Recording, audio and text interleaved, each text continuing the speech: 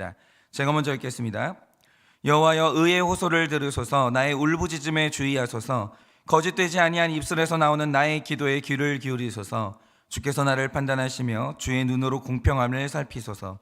주께서 내 마음을 시험하시고 밤에 내게 오시어서 나를 감찰하셨으나 흠을 찾지 못하셨사오니 내가 결심하고 입으로 범죄하지 아니하리이다. 사람의 행사로 논하면 나는 주의 입술의 말씀을 따라 스스로 삼가서 포악한 자의 길을 가지 아니하였사오며 나의 걸음이 주의 길을 굳게 지키고 실족하지 아니하였나이다. 하나님이여, 내게 응답하시겠으므로 내가 불렀사오니 내게 귀를 기울여 내 말을 들으소서. 주께 피하는 자들을 그 일어나 치는 자들에게서 오른손으로 구원하여 주시는 주여, 주의 기이한 사랑을 나타내소서. 나를 눈동자같이 지키시고 주의 날개 그늘 아래 감추사 내 앞에서 나를 압제하는 악인들과 나의 목숨을 노리는 원수들에게서 벗어나게 하소서.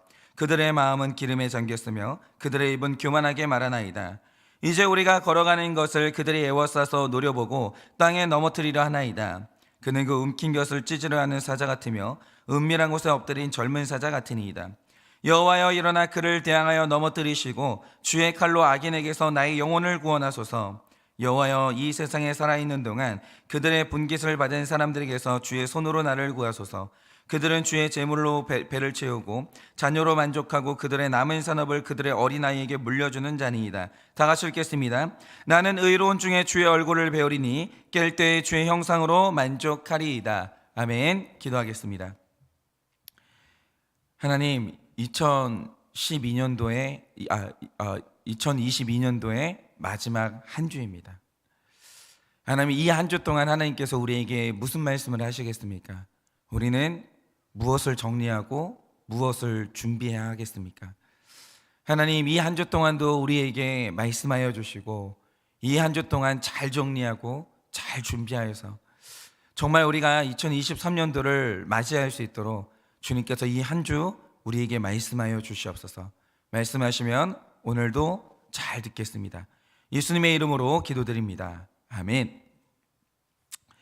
네, 제가 예전에 TV를 보니까 청와대에서 대통령의 문서를 담당했던 비서관이 나오더라고요. 말하자면 이제 글쓰기의 달인이 나온 거죠. 그러니까 대통령이 3.1절이나 광복절이나 이럴 때 어떤 연설을 한다? 그럼 이분이 대부분 초안을 작성을 하는 거예요. 그런데 저도 이제 글쓰기 욕심이 있는지라 뭐가 좀 배울 게 있을까 하고 봤는데 거기서 제가 굉장히 귀한 이야기를 들은 거예요. 그게 뭐냐? 이분이 말씀하시길 좋은 글이라는 것은 언제나 특징이 있는데 그 특징이 뭐냐? 좋은 글은 언제나 질서가 있다는 거예요. 제가 이 말을 듣는데 이게 전문가구나 이걸 느꼈어요. 그러니까 좋은 글이 뭔지에 대해서 구구절절 설명을 안 해요. 달인들은 구구절절 설명할 필요가 없어요. 그냥 딱 한마디로 정의를 해주는데 너무 선명하잖아요. 좋은 글은 질서가 있는 글이다. 그리고 제가 이 말을 들으면서 왜 긴 글보다 시라는 형태의 짧은 문장들이 그렇게 사람의 마음을 흔드는지 그걸 알게 된 거예요. 여러분, 시의 특징이 뭡니까? 시는 아주 짧은 문장 안에 자기의 생각과 마음을 전부 전달해야 돼요. 산문이 아니라고요. 짧은 글이에요. 거기에 나의 모든 감정, 생각, 철학을 다 담아야 되는 거예요. 그래서 단어를 쓸 때도 압축된 단어, 그리고 비유와 상징이 동원이 됩니다. 그러니까 시인은요, 내 생각을 정확히 표현하는 이 세상의 그 하나의 단어, 내 감정을 표현하는 그 하나의 단어, 이걸 찾아야 되기 때문에 언제나 가장 짧은 문장을 추구하지만 언어에 대해서 방대한 지식을 가지고 있어야 돼요. 그러니까 언어의 달인은 언제나 시를 쓰는 거예요. 그러니까 시인들은 보통 사람들이 아닙니다. 그리고 이 시의 특징 중에 하나가 뭐냐면 시는 질서가 정확하다는 거죠. 그리고 이 시의 질서를 운율이라고 하는데 운율이 정확한 시일수록 깨끗하고 선명한 메시지가 선포되는 겁니다. 그런데 오늘 우리가 묵상하고 있는 이 말씀의 장르가 바로 시예요. 그러니까 성경에서 역사서도 있고 여러 가지 글이 있지만 그러나 그 성경 안에서 시가 유일하게 써져 있는 글이 그게 바로 시편이라는 거죠. 그래서 우리가 성경을 해석할 때 역사서 같은 경우는 그 시대의 배경을 아는 것이 굉장히 중요하지만 시편을 해석할 때 중요한 것은 이 시가 형성하고 있는 그 질서가 뭔지, 이 질서 안에 어떤 메시지를 담고 있는지 이걸 파악하는 게 굉장히 중요합니다. 왜냐하면 이 시인이 그런 질서를 세운 것도 이유가 있고 그 질서 자체에 메시지가 있거든요. 그래서 오늘은 이 시 안에 있는 이 질서를 파악하는 것이 중요한데, 자, 이 시의 형태를 보면요, 그 형태 속에서 매우 흥미로운 메시지 하나를 얻게 됩니다. 그게 뭐냐, 이 보통학자들이 말하길 이 시는 두 가지 운율이 계속 반복되고 있는데요, 시인이 하나님께 자신의 문제를 고백하면서 응답을 구합니다. 나는 어떤 거대한 문제를 만났어요. 하나님이 응답을 해주셔야 되는 거예요. 응답을 구합니다. 그런데 응답을 구한 다음에 그 다음에 말하는 게 뭐냐, 내가 왜 하나님의 응답을 바랄 수 있는지 나의 정당성을 말해요. 주님, 나는 이렇게 했기 때문에 주님께 감히 응답을 바랍니다. 이렇게 나의 정당성을 말하는 것이죠. 그런데 이 시를 보면요, 이 두 가지의 흐름이 계속해서 반복되는 거예요. 그러니까 말하자면 오늘 시에서 1절과 2절은 첫 번째 호소의 내용입니다. 그리고 3절에서 5절은 응답을 구하는 나의 첫 번째 정당성이에요. 그리고 6절에서 9절은 두 번째 호소이고 10절에서 12절은 두 번째 정당성을 말하고 13절에서 14절은 세 번째 호소이고 15절은 그 세 번째 정당성을 말하는 거예요. 이렇게 이 시는 이런 운율이 형성이 되는데, 중요한 건 이 시의 운율을 보고 있으면 이 질서 속에 구속사의 질서가 있고 신학이 담겨 있는 거예요. 그러면 이게 무슨 뜻이냐, 한번 들어보세요. 먼저 1절을 보시면 이 시인에게 어떤 다급한 일이 있는지는 몰라요. 그러나 하나님한테 3번이나 구하는 딱 한 가지의 기도 제목인데 그게 뭡니까? 나의 호소를 들으소서, 나의 울부짖음에 주의하소서, 나의 기도에 귀를 기울이소서, 이렇게 기도를 해요. 그러니까 우리 중에 지금 이 아침에 이런 사람들 너무 많아요. 하나님이 지금 내 기도를 들어야 되는 거예요. 하나님이 나의 울부짖음을 들어야 되는 거예요. 이게 지금 세상에서 가장 간절한 사람이 얼마나 많은지 모릅니다. 왜냐? 나는 지금 하나님이 아니면 해결이 안 되는 거대한 문제를 만났거든요. 그러면서 하나님의 응답을 너무 간절하고 강력하게 바라는 거예요. 그런데 이 시에서 중요한 질서가 뭐냐? 이 시인이 응답을 구하면서 기도하기 전에 자신의 거룩에 대한 준비를 먼저 했다라는 거예요. 그러니까 이 시의 흐름을 볼 때 하나님의 응답이 먼저냐, 사람의 적용과 준비가 먼저냐 라고 할 때 이 시가 말해주는 건 뭐냐? 늘 사람의 거룩과 적용이 먼저라는 거예요. 그리고 나서 하나님의 응답이 있다는 것이, 이것이 바로 성화예요. 인간이 먼저 준비하고 적용하면 그 다음에 하나님이 응답하시는 거예요. 그런데 가만히 생각해 보면요, 이 시에 등장하고 있는 이 질서가 바로 구속사에서 하나님이 일하시는 그 방식이에요. 예를 들어서 우리가 열왕기하 5장을 보면 나아만이라는 아람의 국방장관이 나옵니다. 그는 나라를 구한 전쟁 영웅이고 왕이 가장 존귀하게 여기는 명예를 성취했어요. 그런데 이 사람이 어느 날 다 가졌는데 이제 좀 쉬려고 하는데 불치병인 나병에 걸립니다. 이건 사람이 못 고쳐요. 불치병인 나병에 걸려요.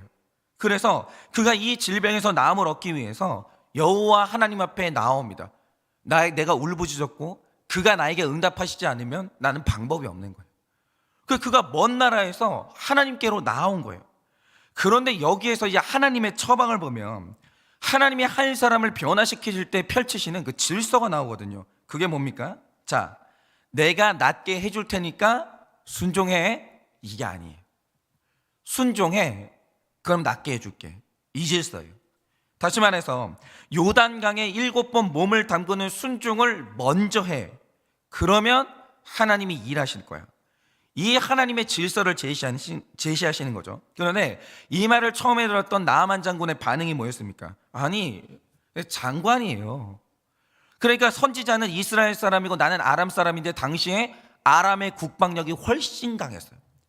그리고 심지어는 이 나아만을 보낼 때 그 나라 왕이요 친서를 보냅니다. 이 사람은 내가 아끼는 사람이니까 특별히 대우하소서. 이 사람을 만나주시고 이 사람의 이 병을 고쳐주소서. 왕 대 왕끼리 친서를 보내요. 보통 사람이 아닌 거죠. 그런 사람이 지금 선지자한테 온 거예요. 그런데 이 선지자 엘리사가요 직접 만나주지도 않아요. 안 만나요. 예언할 때 만나서 예언을 주는 게 아니라 종을 보내요. 만나주지도 않습니다. 그리고 메시지 하나를 딱 던져주는데 뭐라고 하냐? 지금 즉시 요단강을 가가지고 7번 몸을 담그라는 거예요. 그런데 이게 나아만은 너무 불합리한 거예요. 왜냐? 여러분 당시 요단강은요 우기 때마다 범람했기 때문에 물이 굉장히 탁하고 더러워요. 사실은 탁합니다. 반면에 그가 사는 아람에는 아바나라는 강이 있었는데 이 물이 굉장히 깨끗하고 시원했습니다. 그러니까 차라리 씻을 거면 깨끗한 강에 가서 씻으라고 하거나, 그게 아니면 무슨 징조를 보여주거나, 이도 저도 아니면 나를 만나주거나, 그래야 어떻게 순종을 할 텐데, 이건 뭐 징조도 없어요, 강도 더러워요, 만나주지도 않아요. 그런데 다짜고짜 날더러 이 더러운 물에 가가지고 몸을 담그라고 하니까 납득이 안 되는 거예요. 납득이.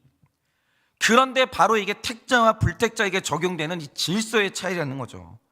여러분 출애굽기를 보면 언제나 세상 모든 사람들은 질서가 확실해요. 그게 뭐냐? 징조를 보여줘. 그러면 내 백성을 보내줄게. 언제나 이게 불택자의 이 생각 방식은 뭐냐면 거래예요. 거래. 그러니까 먼저 달라는 거죠. 나도 줄게. 이게 질서라는 거예요. 왜냐하면 우리는 손해보기 싫거든요. 여러분 바로도 마찬가지입니다. 징조를 먼저 보여줘. 그럼 내가 내 백성을 보내줄게. 그리고 바리새인들의 요구가 뭐였습니까? 예수여 표적을 보여주소서. 그러면 우리가 당신을 인정하겠습니다. 언제나 이래요. 여러분 예수님 앞에 나타났던 마귀의 요구가 뭡니까? 성전 꼭대기에서 떨어져서 천사가 너를 받아주는 표적을 보여줘. 그럼 우리가 너한테 절을 할게. 언제나 이런 방식이에요. 언제나. 그러니까 만약 나의 사고의 체계가 이런 방식이다, 그 불신자인 거예요. 그 불신자예요. 그런데 이렇게 하나님이 응답하고 보여주면 믿겠다는 게 이게 마귀의 질서, 이방인의 질서라는 거죠. 그런데 오늘 말씀이 보여주는 하나님의 질서, 택자의 질서가 뭐냐? 나의 순종과 거룩이 먼저예요. 언제나 그러해요. 언제나 하나님의 성화는 타협이 없어요. 내가 먼저고 그 다음에 하나님이 응답하시는 거예요. 그러면 하나님이 왜 이런 순서를 요구하시겠습니까? 한번 생각을 해보세요. 어떤 남자가 한 여자에게 사랑을 고백했어요. 나를 좀 사랑해달라. 내가 너를 사랑한다. 그러자 여자가 하는 말이 뭐냐? 그럼 내 앞에 다이아몬드를 가져와봐. 그럼 내가 너를 한번 사랑해볼게. 이런다라는 거죠. 이 말 뜻이 뭡니까? 지금 내 마음에는 너를 향한 사랑은 없는데 다이아몬드를 가져오면 없던 사랑이 생길 것도 같아. 뭐 이런 말이거든요. 그럼 보세요. 지금 이 여자의 마음으로 움직이는 게 이 앞에 있는 남자가 아니라 다이아몬드인데, 그럼 이 여자가 사랑하는 게 뭐예요? 내가 아니에요. 다이아몬드라고요. 마찬가지로 이방인과 바리새인들이 하나님께 요구하는 게 뭐냐? 하나님 그 자체가 아닌 거예요. 지금 내 마음에 하나님을 향한 사랑이나 믿음은 없거든요. 그런데 시험에 합격하게 해주시면 없던 사랑이 생길 것도 같아요. 지금 이 병을 낫게 해주시면 내 없던 믿음도 생길 것 같아요. 물질을 주시면 한번 사랑해 볼게요. 늘 이런 식이에요. 늘. 그러면 지금 하나님과 나 사이에서 믿음과 사랑을 유발하는 게 뭡니까? 하나님의 인격이 아니에요. 그분의 존재가 아니에요. 그냥 그분이 이제 제공해주는 병나는 치유고 물질이고 이 시험의 통과인 거죠. 그래서 언제나 표적을 구하는 기복신앙의 특징이 뭐냐? 나에게 치유가 사라지고 물질이 사라지고 합격이 좌절됐을 때 그걸 줄 수 없는 하나님이 같이 폐기가 되는 거예요. 같이. 그래서 기복신앙의 마지막은 어쩔 수 없어요. 시험이 오잖아요. 흘러 떠내려가는 거예요. 그러니까 기복신앙의 문제가 뭐냐면 시험과 고난에 굉장히 취약하다는 거예요. 이게 살아남을 수가 없어요. 그래서 어쩔 수 없이 진정한 택자는 우리가 이 기복주의로 시작했다 할지라도 나중에는 어쩔 수 없이 구속사로 갈 수밖에 없는 거예요. 구속사가 아니면 나의 고난, 나의 시험이 해석이 안 되거든요. 여러분 우리 하나님은요 우리한테 속으시는 하나님이 아니에요. 하나님은 언제나 하나님 자체를 믿고 사랑하는 사람을 원하고 그를 원하기 때문에 언제나 그분이 고집하는 질서가 있다고요. 그러니까 타협이 안 되는 질서가 있는 거예요. 그게 뭐냐? 언제나 인간의 믿음과 순종이 먼저고 하나님의 응답은 그 다음이에요. 언제나 내가 하나님 그 자체를 믿는다는 나의 믿음을 증명해야 되는 거예요. 그리고 그 다음에 하나님의 일하심은 따라오는 거예요. 여러분 홍해바다가 갈라질 때 갈라지자 걸은 게 아닙니다. 다 아시잖아요. 너무 유명하잖아요. 바다에 발을 담그니까 갈라지는 거예요. 마찬가지로 내 삶의 대적이 사라지기 전에 먼저 있어야 되는 게 뭐냐? 내 회개와 거룩이 먼저 있어야 돼요. 내가 변해야 환경 변하지, 환경 변하면 내가 변할게요 라는 건 하나님의 질서 안에 없어요. 그러니까 하나님하고 떼부리지 마세요. 하나님하고 기싸움하지 마시라고요. 하나님 안에서는 안 되는 건 안 되는 거예요. 하나님이 언제나 인격적인 분인데 가장 인격적인 게 뭐냐? 아닌 거에 대해서 응답을 안 하는 게 인격적인 거예요. 그게 하나님의 사랑입니다. 여러분이 한번 오늘 말씀을 보세요. 오늘 시인이 당하는 고난이 뭐냐는 것에 대해서 학자들이 추정하는 게 뭐냐면 1절을 보면 거짓되지 아니한 입술에서 나오는 나의 기도에 귀를 기울이소서 이렇게 말합니다. 그러니까 이걸 보면 학자들이 말하길 그가 어느 날 막 가슴이 터질 것 같은 심각한 모함을 당한 것 같아요. 예를 들어서 사무엘상 17장을 보면 골리앗이 이스라엘 군대와 대치할 때 그가 하나님을 심각하게 모욕하거든요. 그때 이 말을 들은 다윗이 완전히 의분에 차가지고 내가 골리앗하고 싸우겠습니다 이렇게 하는데 이때는 진짜 순수했어요. 그래서 그가 나는 하나님은 모욕하는 걸 듣고 난 참을 수가 없다, 정말 그것 때문에 싸우러 가려고 했거든요. 근데 그때 그 말을 듣고 그의 큰형 엘리압이 했던 말이 뭡니까? 나는 너의 교만과 내 마음의 완악함을 아노니 네가 지금 전쟁을 구경하려고 왔구나 이래버려요. 근데 이거 모함이거든요. 진짜 그게 아니에요. 우리가 살면서 이런 모함을 당할 때가 있다고요. 진짜 다윗은요 구경하려고 온 게 아니에요. 정말 하나님의 이름이 땅바닥에 떨어지는 게 참을 수가 없었던 거예요. 형이 이래버리니까 너무 억울해가지고 다윗이 하는 대답이 뭡니까? 다윗이 이르되 내가 무엇을 하였나이까? 어찌 내가 이유가 없으리까? 저는 놀러 온 게 아니에요. 구경하려고 전쟁터에 온 게 아닙니다. 항변을 하는 거예요. 이건 바로 이겁니다. 다윗이 어린 나이에 기름 부음을 받고 왕의 자리에 올랐기 때문에 그를 시기 질투하는 사람이 정말 많았어요. 근데 그 중에 누가 있냐? 형들이 그를 인정을 안 하는 거예요. 그래서 그가 억울한 모함을 굉장히 많이 받았는데 잘 보세요. 1, 2절을 보면 다윗이 이 모함의 억울함을 풀어달라고, 이 공평함이 회복되게 해달라고 기도합니다. 하는데 그 전에 먼저 하는 게 뭡니까? 3절을 보면 응답이 있기 전에 주께서 내 마음을 시험하시고 밤에 내게 오시어 나를 감찰하셨으나 나의 흠을 찾지 못하셨사오니 내가 결심하고 입으로 범죄하지 아니하리이다 이렇게 말하는데 이게 먼저예요. 자, 다윗이 나를 모함하는 상대를 만났어요. 그래서 너무나 억울한 마음으로 밤에 깊이 앉아가지고 기도를 하는데 하나님이 찾아오시더니 하시는 말씀이 뭡니까? 그래서 진짜 그 거짓이 네 마음에 없냐? 아니라고 말하기 전에, 응답을 구하기 전에 진짜 이 사람들이 말하는 그 거짓이 진짜 네 마음에 없냐? 먼저 네 마음에는 그런 거짓말과 모함이 없는지 그 마음을 먼저 하나님이 시험하시는 거예요. 그리고 숨겨진 마음들을 낱낱이 감찰하시고 여기에는 번역이 안 되는데 아주 심하게 추궁하셨다는 기록이 있습니다. 진짜 없냐? 진짜 없냐? 이 사람들이 하는 말이 진짜 다 오해냐? 모함이냐? 정말 그럴까? 하나님이 그의 마음을 샅샅이 뒤지시는 거예요. 한마디로 나를 모함하는 그 사람들을 통해서 하나님이 밤새도록 내 마음의 진실함을 추궁하시는 거예요. 그런데 결론이 뭐냐?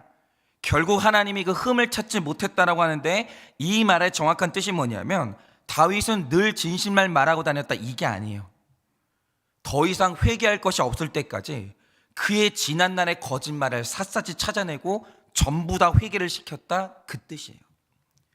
그리고 3절 하반절에 보면 내가 결심하고 입으로 범죄하지 않겠다는 나의 다짐을 받아내시는 거예요.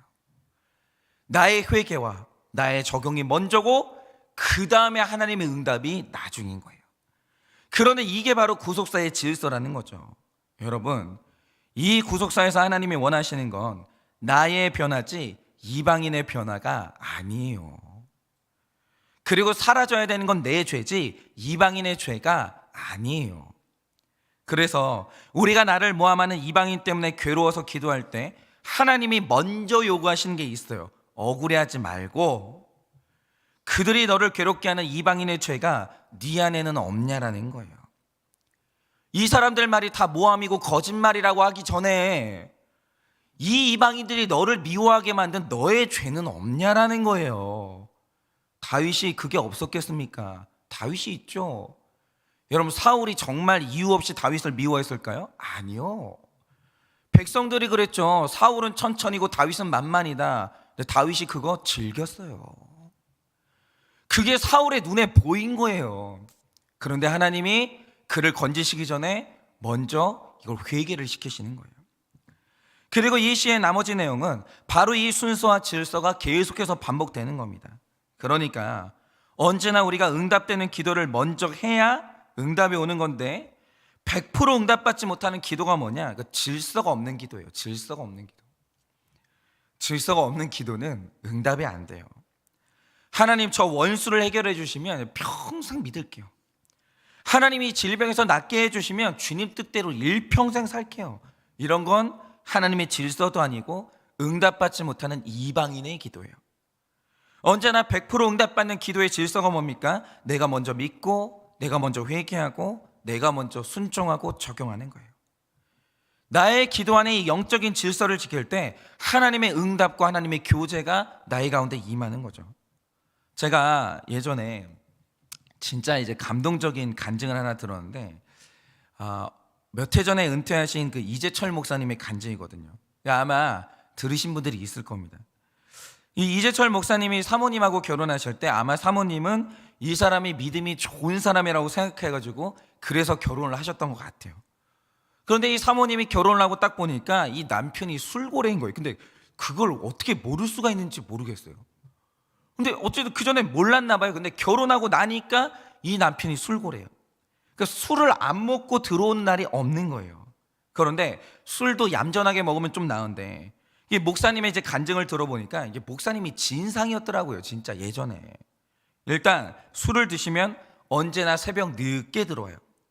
그런데 어떨 때는 술을 먹었는데도 일찍 들어온 날이 있대요. 일찍 들어올 때 왜 들어온지 아십니까? 아예 친구들 데리고, 야, 이 차는 우리 집에서 하자. 우리 마누라가 야 안주를 기가 막히게 만들어. 그러면서 친구들 끌고 집으로 들어오는 거예요. 그러면 이 사모님이 또 밤새도록 술상을 봐야 되는 거죠. 그리고 또 사모님이 성악을 하신 분이라 이 친구들 앞에서, 자, 우리 아내가 목소리 기가 막히게 좋다고, 자, 여보 노래 좀 해봐. 그러니까 그런 친구는 사귀어도 안 되고, 이게 뭐냐고요 이게. 그 사모님이 얼마나 대단하냐. 그럼 사모님이 또 술자리에 서가지고 노래를 쫙 하는 거예요.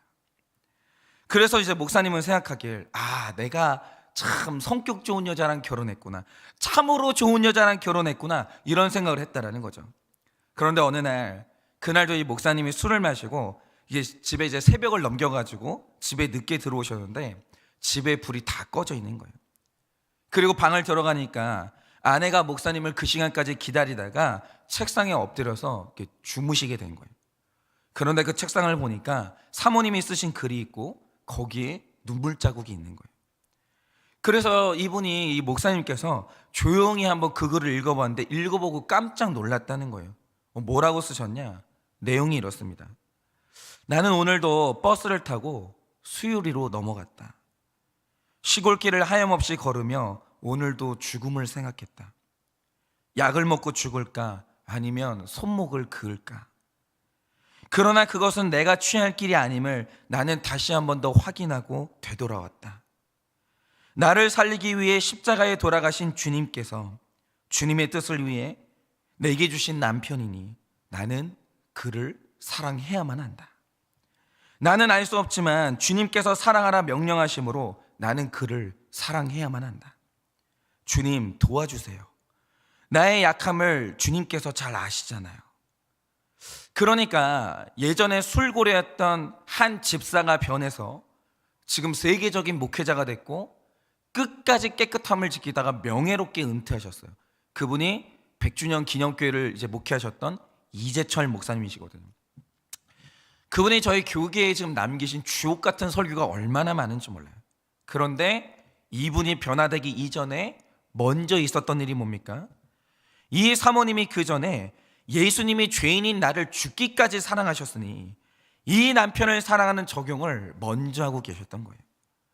그런데 여러분, 이 사모님이 천사라서, 그리고 내 남편에게 콩깍지가 씌어서 아무것도 힘들지 않은 채로 여러분 기쁘게 이 사랑을 적용했을까요? 그게 아니에요.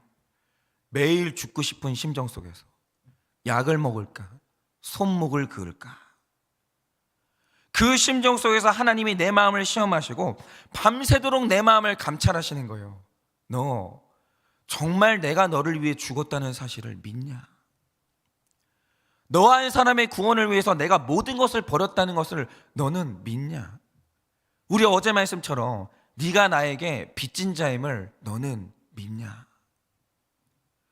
만약에 그렇다면 너도 네 남편을 좀 사랑해 주면 안 되겠냐? 먼저 하나님이 그 마음을 감찰하시는 거예요. 더 이상 내 마음에 회개할 것이 없을 때까지 회개하고 죽도록 사랑하겠다는 매일의 결심과 적용이 매일 있었던 거예요. 그러니까 이 사모님은요, 매일매일 사퇴했고 매일매일 응답받았고 매일매일 그날의 은혜를 받았던 거예요. 그런데 이 사모님이 죽도록 십자가의 적용이 먼저 있으니까 그 이후에 하나님의 응답이 온 거예요. 그런데 우리 중에는 이 변화를 살아서 경험하는 사람들은요, 그나마 좋은 사람들이에요. 여러분, 이 변화를 내가 살아있는 동안 보지 못하는 사람들이 얼마나 많은지 아십니까? 내 생전이 아니라 죽은 이후의 열매를 보는 분들이 있어요. 저희 외할아버지는 본인이 목회자가 되기를 원하셨거든요. 저희 외할아버지는 되게 믿음이 좋은 장로님이셨는데, 저희 어머니 말씀에 의하면 그래요. 그러니까 저희 증조 외할머니께서 얼마나 기도를 혹독하게 시키는지 눈이 펑펑 오는데 그날도 기도하라고 이제 산으로 쫓아내더라는 거예요. 그래서 늘 기도하면서 목회자가 되기를 원하셨는데 저희 외할아버지는 간질이 있어서 목회를 못 하셨어요. 그래서 저희 외할아버지는 우리 집에 목회자가 나타나도록 주의 종들이 많아지도록 기도를 하셨겠죠. 그런데 그 아들 때에는 장로님들은 많아요. 목회자가 한 명도 없었어요. 그런데 3대를 걸쳐서 그 다음 때에 저희 외할아버지의 기도가 응답돼서 목회자들이 나오는 거예요. 그것도 이제 3명이나 이제 목회자가 나왔죠. 여러분, 이렇게 저희 외할아버지는 손자들이 목회를 하는 거를 보지도 못하고 돌아가셨어요. 그러나 오늘날의 저의 목회는 저희 할아버지의 기도의 열매예요. 저희 할아버지가 과수원을 하셨는데 저희 할아버지 주변에 사는 사람 중에 돈이 없어서 공부를 못한 사람이 없었어요.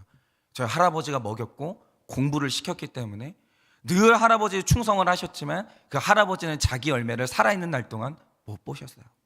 지금 천국에서 보고 계시겠죠. 그런데 우리가 오늘 믿어야 되는 게 뭐겠습니까? 올바른 질서 안에서 드렸던 그 올바른 기도 안에 하나님은 100% 응답하세요. 내 때에 이루어지지 않을지라도, 내 다음 때에 내가 죽은 이후에라도 나는 이제 응답을 받는데, 근데 중요한 사실은 뭐냐? 천국에 가 계신 그분이 지금 그 기도의 응답을 다 지켜보고 계시는 거예요. 여러분, 오늘도 오늘 이 시인이 기도한 것처럼 여러분의 기도에 질서가 있어야 돼요. 여러분, 이 질서 안에서 여러분 기도하셔서 응답 전에 우리가 먼저 믿고, 우리가 먼저 회개하고, 우리가 먼저 적용해야 돼요. 죽도록 사랑하고, 죽도록 충성하고, 죽도록 견디는 거예요. 여러분, 이렇게 질서를 따라 늘 내 죄를 보고 내가 순종할 때 하나님은 그 질서 안에서 반드시 일하십니다. 여러분, 성령님은요, 질서 안에서 활성화가 되시는 분이에요. 질서 안에서 성령님은 강력하게 역사하십니다. 무질서 안에서 성령은 소멸되는 거예요. 그러니 오늘 우리가 먼저 질서를 세우고 그 안에서 성령님이 강력하게 일하게 하셔서 우리의 기도가 응답되고 또 주님의 기도가 우리의 삶 가운데 펼쳐지는 그 놀라운 역사가 우리의 삶에 일어나기를 예수님의 이름으로 축원을 드립니다. 자, 기도하고 축도함으로 마치겠습니다. 기도하겠습니다. 하나님, 우리의 마음에 너무 큰 고난이 와서 내가 알고 있던 그 질서가 무너집니다. 뒤죽박죽이 됩니다. 하나님, 내가 무엇을 해야 됩니까? 어디로 가야 합니까? 하나님, 왜 이렇게 하십니까? 우리는 고난을 당할 때마다 수많은 질문들과 내가 믿어왔던 것이 과연 맞는지에 대한 그런 질서가 전복되는 일들이 일어납니다. 그러나 주님, 오늘 이 한 해를 얼마 남겨두지 않은 이 아침에 하나님께서 마지막 한 주의 첫날 우리에게 말씀하십니다. 너의 마음의 질서를 바로잡아라. 내가 너에게 원하는 것을 먼저 해라. 그러면 내가 그 질서 안에서 일할 것이다 말씀을 하십니다. 주님, 오늘도 우리가 이 아침에 나의 모든 혼란스러움을 정리하고 주님 앞에 질서로 나아가기 원합니다. 주님, 의인은 오직 믿음으로 말미암아 삽니다. 나의 믿음을 세우고 나의 길을 다시 한번 똑바로 걸어가고 주님 앞에 죽도록 나의 헌신과 나의 적용을 먼저 하여서 묵묵히 주님의 응답하심을 기다릴 때 주님이 일하실 줄 믿사오니 주여, 오늘도 우리가 각자의 자리에서 바로 서게 하여 주시고 주님 앞에 나아갈 수 있도록 주님이 은혜를 허락하여 주시옵소서. 우리 내면 세계 질서 안에서 성령이여 역사하여 주시옵소서. 지금은 우리 주 예수 그리스도의 은혜와 하나님 아버지의 그 크신 사랑과 성령님의 위로하시고 교통하여 주시는 그 역사하심이 하나님이 질서 안에서 일하심을 알고 나의 질서를 먼저 잡아 하나님의 응답을 간절히 바라는 우리 사랑하는 모든 성도님들의 머리 위에 지금으로부터 영원 무궁토록 함께 있을지어다. 아멘.